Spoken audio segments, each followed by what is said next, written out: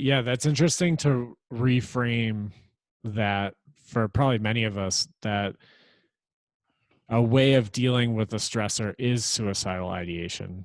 Mm-hmm. Like that can be considered a coping mechanism.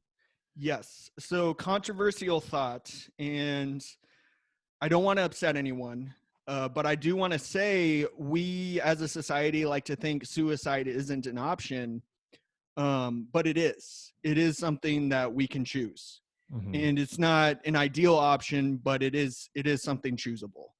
Um, and unfortunately, a lot of people choose it. I think it's really astounding the number of people who lose their lives by suicide in this country every year, and it's something I'm trying to advocate more for.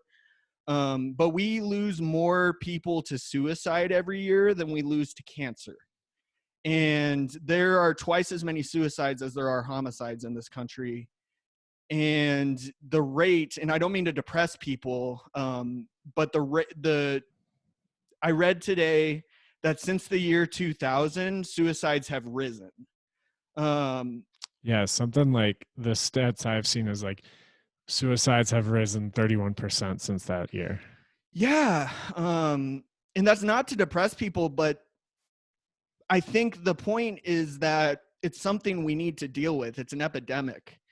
And I think by having these conversations and by spreading awareness, by learning about ways to prevent yourself from committing suicide, learning about safety plans, which I'm happy to get into, I think we can prevent unnecessary deaths because suicide is very preventable, you know, and that's why it makes me so incredibly upset that we lose so many people every year um, to suicide.